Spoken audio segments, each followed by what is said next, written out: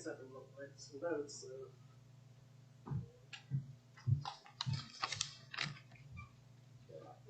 Forgot my clicker.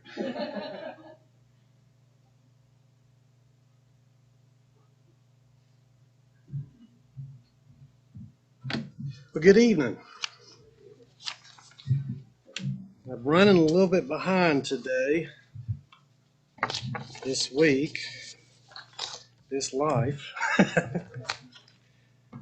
John sent me an email, I guess it was Monday, when I wanted to know after we found out that Tom is going to be out of town, to take this time to kind of give a up-to-date of what all was going on in the Kentucky area. That picture right there is the actual tornado that actually hit Kentucky and up to Princeton and everything. That's the only reason they was able to get that picture, because lightning struck and it lightened it up. But that tornado is actually a mile wide. They said 3 miles high, and it traveled, I think, 220 miles along the path. 223 miles it actually traveled. Before we go into what all we experienced up there, it reminds me of a story. I want us to look at Matthew. Actually, this is Matthew 25. It's actually Matthew 14, and read a few verses here. And I'm going to read, start with verse 22. Verse 25. And it says, "Now fourth watch of the night Jesus went up to them, walking on the sea. And the disciples saw him walking on the sea, and they were troubled, saying, 'It is a ghost,' and they cried out in fear. And immediately Jesus spoke to them, saying, 'Be of good cheer, and it is I, do not be afraid.' And Peter answered him, 'Lord, if it is you, command me to come out to you on the water.' And he said, 'Come.' And Peter went out of the boat, and he walked on the water to Jesus. But when he saw that the winds was boisterous, he was afraid, and began to sink, and he cried out, 'Lord, save me.' Then immediately Jesus stretched out his hand and caught him and says, 'You of little faith, why do you doubt?' And when they got in the boat, the wind ceased." This verse has been on my mind a lot the last week or so. You know, the church represents Jesus. And there are people out there who are experiencing a storm in their life right now, and they're reaching out. And since we represent Christ, we need to be reaching out to help them. And like I said, I thought about this passage so much the last couple of weeks when it comes to the devastation these people are experiencing. Now, I want to go back for a little ways and kind of explain how all this transpired as far as us helping this congregation. Of course, we know in December the 10th is when the tornado hit that night. It was around 9:30, 10 o'clock is my understanding. And I remember seeing it on the news, I guess Saturday morning, but at that time, we were traveling to see my mom and Elizabeth, and I didn't really have a whole lot of time to kind of watch the news to see what all was going on. But it wasn't until Sunday morning when I actually sat down and watched the news to realize just how bad this storm really was. And of course, they said it's one for the record books. As of last count yesterday, there were 77 people killed, and one of the infants actually died yesterday, which brought the number up to 77. And about 18 people approximately are still missing. So there was a large loss of life that took place here. And so they started showing these videos of these different churches that were destroyed in the area. And I got to thinking, I wonder if any Church of Christ's buildings were destroyed. And that kind of started me on the journey. So I went to the Church of Christ directory, which is actually on the website. You can download, and it tells you all the Church of Christ in all the areas. And I began to look on Facebook and the website, just trying to get some information. What all was going on up there? Kind of find out, as far as we know, none of the Church of Christ buildings were destroyed or even severely damaged. If anything, they are serving as a hub for a lot of these communities where they are serving food, giving out, distributing supplies and all that. So, and this took place basically about the whole week. And so on the 16th, that's when we put on Facebook that we are assessing the situation to figure out, what is the best course of action. And of course, y'all have seen this. This is a path that the tornado took. And what you don't see here, there's actually two paths. One of them actually was lower here that actually hit the Bowling Green area. And all this is going on at the same time.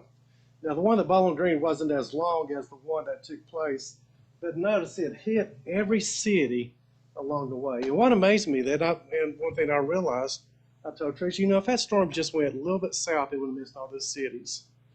But instead, it actually took the direct route. It hit one city after another as it was going up, as it was traveling up, which absolutely amazes me. And as I was searching Facebook, I looked at the church directory and find out what church is in that area, and I tried to find that's in the church Facebook page to try to get some updates. And when I did that, I ran across this video here. That is Randall Phelps. He is the minister there at the Princeton Church of Christ. It's a smaller congregation. It's the only congregation there in Princeton. They don't even have a Facebook page, but all they have is a website. The one for this video, I wouldn't have found it. Now, the one who did this video, it's the banner. It's actually at the local paper there in Princeton, and they interviewed him, and he actually gave out his phone number and email, and I thought, I'm going to call him. So I did. Friday around 5 o'clock, I called him, and we spoke for 42 minutes, and I told some people, I could tell he's a preacher. He liked to talk. But, we had such a great discussion, and honestly, when I got off that phone, I was absolutely stunned with what I've heard, what all they're experiencing, and what all they were able to do as a congregation up there. And I knew we had to do something. And I tell you, that night, Friday night, I didn't sleep hardly a wink. I tossed and turned because I could not get these people off my mind, and what all they're experiencing, what they're having to go through. And I thought, in the past, we've kind of sent money to the Church of Christ disaster out in Nashville. I know we did the Smoky Mountain fires, and I think we might have for the Alabama tornadoes that outbroke too. But, I said, I want to do something different this time. I wanted to find a local congregation in which we could actually help, and that's what we did here. And so after, I guess, Saturday, I sent an email to my two favorite elders, and I said, I want to meet with y'all. And I said, can I have some time on Sunday to kind of talk about what I think we should do? So, and I did, and of course, on Sunday, I was still just tore up what I was going on up here. Honestly, I was a nervous wreck on Sunday morning when I was talking, because I was just so upset at what all was taking place up there. And after church, me and John and Brian and Tom met in Tom's office, and I kind of gave them an idea what I think we should do. But of course, this had to be a group decision. And so we did. So we agreed on giving them some money up there quickly. And one thing when I talked to Randall, he says they don't need supplies. I mean, they got truckload after truckload, and actually having to turn people away because there's so much supplies, they just don't have a place to store it right now. Maybe later on they will, but as of right now, they don't. And I kept pushing Randall. I said, okay, Randall, what do you need? And he would go kind of a different direction. I said, Randall, what do you need? He says, well, I'm not one to normally ask, but we could use some money. And because what's going on, these people are supposed to got paid that Friday, and no money's coming in, and they got expenses. I said, okay. I said, we'll be up there. And so, of course, I told them I knew we had to give them money quickly because I knew they needed it. And the mail system, there's no way I'm going to attempt to mail it because the mail system right now is pretty much not existent. It's either very slow or they're just not getting out. And on Saturday, I looked at Trish. I said, I think we need to drive up there and take them some money. And of course, amazing Tricia, she without any hesitation said, let's go. And I said, I think we should go Saturday, which is Christmas. Again, without any hesitation, said, let's go. And we already did our Christmas with our family on Christmas Eve, so honestly, it's the best travel day to go. And then on Sunday, and of course, I spoke to basically what I talked about with Randall. I shared that information. And of course, we decided to do $5,000 now. And on January 9th, we're going to do a special contribution. And our goal here is to raise another $5,000. I'm hoping more. And that way, we're going to try to take care of their immediate needs for right now. Once their needs are met, then later on, we're going to send some money to the Church of Christ National Disaster Relief out of Nashville. And one thing about it, their needs change so quickly. You know, one day they may need this, the next day they don't need that. And that's been really hard to know exactly how we can, some of these people, as far as taking them supplies. So on Thursday, I called Randall again, and this time we talked over an hour. And I told him, you know what, Randall, we're going to be up there. I told him we're going to bring in $5,000, and we're going to have a special contribution for them. I said, is there anything that you need for us to bring?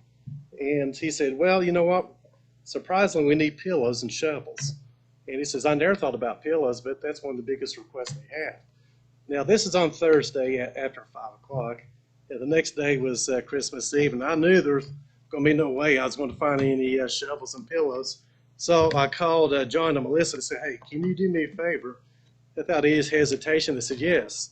So it was, I guess, Christmas Eve morning, y'all went shopping for us and got us some shovels and pillows. I counted 22 shovels. I don't know how many pillows. It was 20. I know it was 2 big old trash bags full of pillows that I had strapped down in the back of my pickup truck and that we took up there. So Saturday we drove up there. And we got up there Saturday night, but on Sunday, we got out there, and I tell you, they were so grateful just for that, and also taking them the supplies and the money that they had. I mean, they treat us like, I mean, so good, and they were so grateful. And what's interesting, now this is congregation, probably about 40 people when they're all there. COVID has really hit them hard. They have a lot of older people in their congregation. So they've been, a lot of people hasn't made it to church yet since last year because of the conditions, but there's approximately about 40 people. But what is interesting is as we met each person of the congregation, each one wanted to share a story of what they either been through or what they have experienced or what was going on in that area. One of the church members there, their daughter just bought a brand new home 3 months ago, and it was totally destroyed. One guy, not in this congregation, they met, they said he just bought a brand new pickup truck, had it for a week, and it was destroyed too. And he made his first payment. There were 5 people who were killed in this community alone. And so they've been hit pretty hard. And one guy, he said his business he used to work at was totally destroyed. And they just kept going on with different stories. And Randall says, here, come here, I want to show you something. And now, at the front of the congregation, they actually have like one of those white voting tables they had.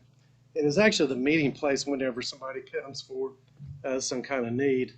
And they would set them there. And one thing about the Church of Christ Disaster Relief, they actually provide them a form of some kind for them to fill out. He says, I want to show you this. And he handed me a stack. No kidding, the form's about that thick. And he says, I want you to look at these. I said, okay. And as I was flipping through them, and one of the questions is your reason you're for being here. And there are so many of them where I lost my home, I lost my car, and it was just page after page. And what was, I think it really stuck out, they also had to put their ages on there. One in particularly, I think the top age is 67. The other one, it went down to like 14, is like a family of 6. And that's one of those who actually lost everything as well. And this is that church serving those people. And I thought that was pretty amazing. But it also really struck me, just what all was really going on up there. Now, the Churches of Christ, also, shortly after that, another member of the congregation pulled me and says, there are still people up here that are having to live out of their cars now because they have no place to live. So that's the kind of the reality of it up here. Now, the Church of Christ Disaster Relief out in Nashville has been helping this congregation in particular, along with other congregation out of Mayfield. See here, Benton, I believe, Bowling Green, and of course here. And so far, they've delivered about 8 truckloads of supplies up there. So they have been very active, and I've been very impressed with what they have been able to do.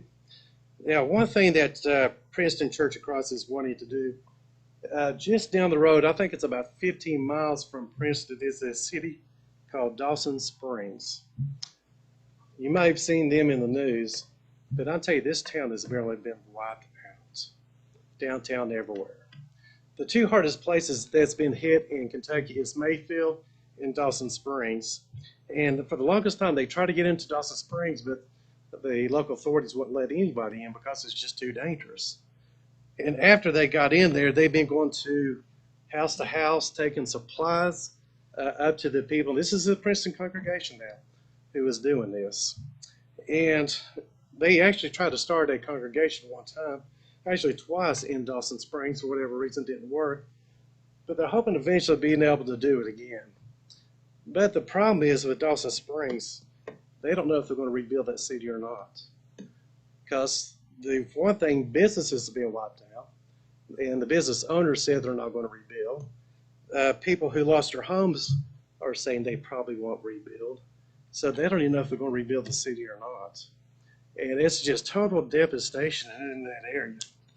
Now, to give you an idea of just how bad some of these places got hit in Kentucky, you might have seen this on the news, but the tornado close to, I think, Bowling Green actually hit a house and killed everybody in the house.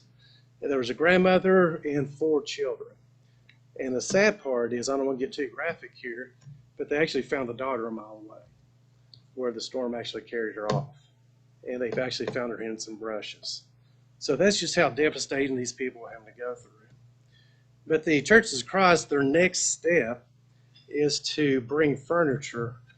But Randall says they can't find a place to store the furniture because they need either a building or a storage facility, but either the storage facilities has either been destroyed or partially damaged or just not available. So what he's going to try to do this week is actually go to the surrounding communities and to see if they have a building, because after they meet the needs as far as the supplies and everything else, they want to help them refurbish their home. And I tell you, kudos to Church of Christ Disaster Relief for them to be able to do this. But I think the biggest impact that had on me is God is using his people and to help other people. And I'm telling you, guys, these guys are tired. They are totally exhausted. And like I said, this congregation has a lot of older people in. But even though they're tired, they keep getting up and they keep helping people in the community. And one thing I could say, they really need our encouragement too. And one thing I want to challenge, especially the ladies here, the ones who does the cards, somebody will get a card, all of us sign it as a congregation, and we'll send that up to them. And also the teachers, if you have your kids, make those cards like you've done in the past. And I want to send a bunch of cards to them because I know it'll go a really long way for them right now, and they can really use the encouragement. One thing, what's interesting is there are several distribution centers in the Princeton area. There's a group up there called the EOC, and the EOC is made up of denominational churches, and they actually tried to force the Princeton Church of Christ to take their supplies over there to them. And the Randall asked him, okay, is there any elected officials that's going to make them take the supplies over? They said no. It says, are they appointed by the elected officials to take their stuff over? And they go, no. It says, by what authority do you have to take our supplies over there? And they said, no. It said, okay, we're staying at our church. Instead, what's happened is there are supplies that the EOC doesn't have. They've actually had to turn to the Church of Christ for those supplies. So God is using them in a really, really powerful way right now. Here's some other areas. Oh, there's our shovels that we took up there, and the pillows I didn't get a picture of. I want to kind of share some of the supplies. If you notice those boxes in the back, those are the boxes that are provided from the Church of Christ Disaster Relief. And you'll notice there's a label on each one. But also, since it's Christmas time, they also try to take some toys up there for the little kids in particular. And you notice there is green buckets, which we'll see here in just a minute. Those are actually cleaning supplies that the church is yeah, that's fine. That they have supplied them as well. Okay, now here's what the labels look like on the boxes here. Each box is, again, they are so well organized here. It's labeled what's in each box. Anything from diapers to formula to personal hygienes, you name it. There are separate boxes, or there's a box for whatever need there is. And this is the original, when they first got the supplies of the buckets, and all these are clean supplies. If you go back and notice how few there are now. And so they just keep handing these things out. And it got so bad as far as how much supplies, somebody got them a tent to put some of the supplies in. And I think it's 2 days before or a day before we got there, 2 days before we got there, they actually got a shipment at midnight. And so of totes, I never thought about sending totes up there, but these totes, of course, to store anything any belongings they may have in their house. And there's, of course, the paper towels. And that's at the downstairs. So they are very well, supplied up, is what I'm just trying to say. And so they're going to be meeting. Yeah, I didn't get a picture of the foyer. You can barely walk through the foyer. And there's another room I didn't catch. I think it's toys mostly. Back there in the foyer on the right-hand side, I think it was full of toys as well. And so they are very well supplied right now of different supplies. So they're, as far as that goes, they're well taken care of. So how is our money going to help these people here? And that's what I really want to focus on right now as well. Of course, as you know, we are sending $5,000 now. $5,000, yeah, that'd be fine. Later, we'll probably have to turn that off here in just a minute again, so don't go too far. Is right now they've opened up a separate account to help the needs of the people financially in that community. And so as of right now, they're going to be helping 30 families to get back on their feet for the next 3 months.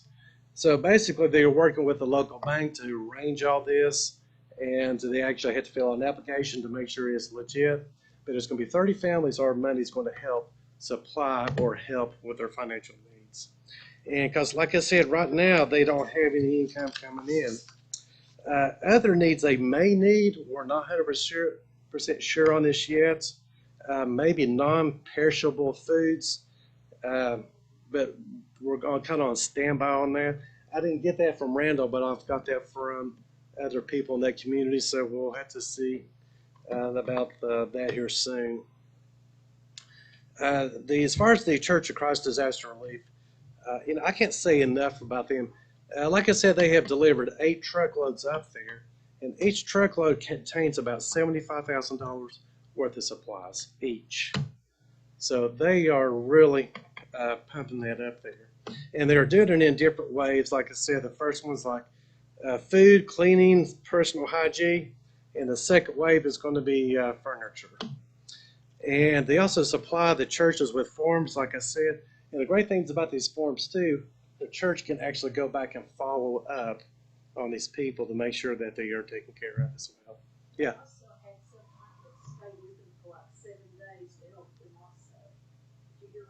No. They actually had somebody from the disaster relief that came here and stayed with them for 7 days. They helped them get started on what they were doing. Yeah. Because they were more experienced with, of course, they were more experienced. Yeah. In case you didn't hear, they were actually recording this because we had some people not here tonight who wanted to hear this. But they actually provided somebody with that was there for 7 days from the disaster relief to help kind of organize. But again, they kind of help you, but they turn it over to the church themselves. And because, the church knows the community, they know the needs, and it gives the church a great responsibility, to help service them as well. Kind of give you an example. One thing I liked about the Church of Christ Disaster Relief, they accept no federal funds, and they are very well organized, and they only accept donations only. To give you an example, in 2019, I pulled their financial reports. Of course, I did, right? And their revenue they received that year was around $6,400,000. So on average, that's what they've been getting every year as far as donation. Except for 2017, they received $12 million. 2017 was a very active year. We have 3 hurricanes, major tornadoes. What else happened? The wildfires. And so here in the Smoky Mountains. And of course, we know that they showed up down there to help out quite a bit too. And one thing I do like about them as well, about 87% of their donations all go to the total the disasters that takes place. So that most of their money they get all goes back out to the disaster. And very few of it goes to the administration. A lot of their people there who actually are volunteers who actually do help out. I kind of want to show you some pictures here. Might have to get the lights again. We actually didn't see a lot of the destructions until we were leaving because we actually took a back way in and took a major road out. But this is just some of the things that we just see there. And this is just down the street from the church. The tornado was headed right for the church building, and before it got to the church building, it actually veered right. It went eastward, so it just barely missed the church building. But to kind of give you an example of this, that's what it looked like before. So you see how much of a destruction that this tornado did here. And here, that's what it looked like before. And so you see the before and after. It's just absolutely amazing what these people are going through and the destruction that these things have taken place. And here, I think that was there. It's so hard to tell where exactly everything is because it just looks so different. And you just go on and you just see these places. Matter of fact, I kind of got lost on the way out, and Google told me to go take one road, and it's a one-lane road. And we got stopped where a tornado hit, and there was actually cleaning the woods through that area, so I had to turn around and go back out. But it's just like that everywhere. That's really close to the bill. Now, I like this. This is from the Church of Christ Disaster Relief. This is this year. This is everywhere they have been this year as far as distributing goods to people. And they have spent a total of $5.8 million distributing all these goods. And again, 87% of their cost goes toward the disaster relief that they actually issue out. So that's just some really good information about the Church of Christ Disaster Relief there. Do y'all have any questions by chance? I know that's kind of a lot of information thrown at you at one time. I know in this community, no. I'm not sure about this community because their government's kind of a little bit of a fiasco. They just got a lot on their plate right now, but I haven't heard it. I don't think you have either, so no. But I know just the forms in itself, just from the Princeton Church, there was over 100 forms filled out, but that's families. So how many people's in the family? I don't know, but it's hundreds of people. I know that they've actually helped. Yeah, most of them are at least 4 people in each family. The goal for right now is after we take the special contribution, Trish and myself is going to go back on January the 15th and take some of the money up there. Again, the mail's just not existent right now. And of course, we'll ask if there's any needs, anything else they'll need to take us as far as supply goes. And hopefully we'll get enough time to be able to, donate some of these supplies. Because last time was such short notice, the only way we was able to get anything out there was because of John Melissa helped them out. One thing I want to say, what really impacted me the most, I think, was just to see the outpouring of support from the churches. It just made my heart warm.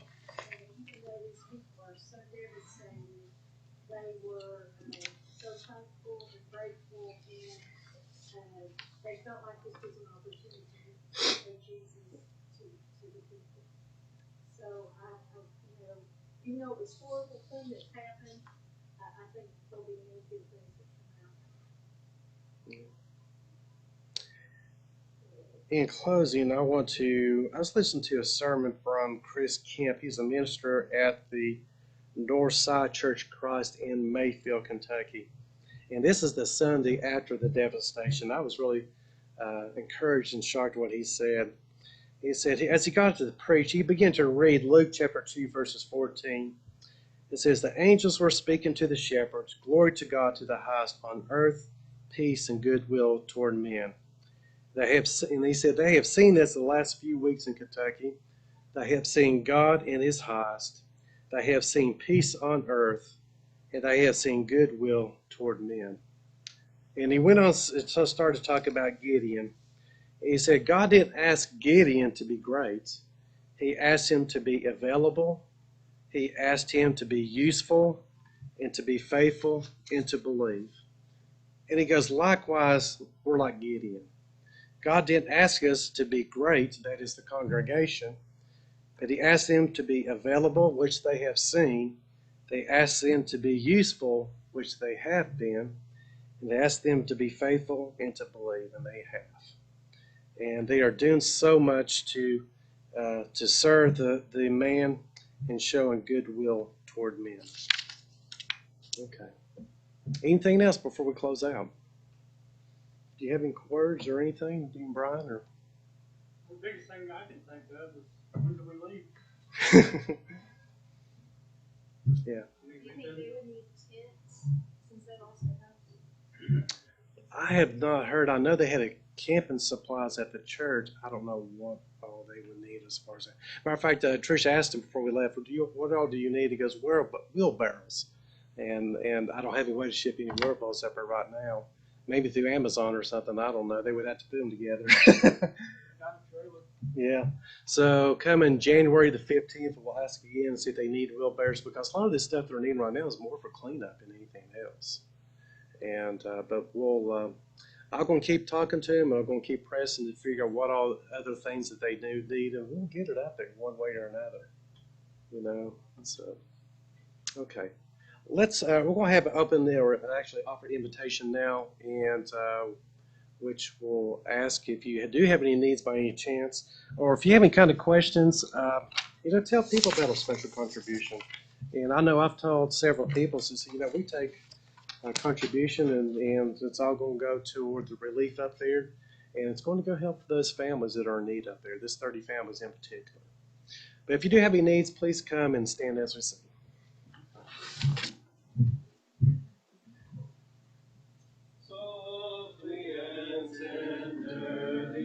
Jesus is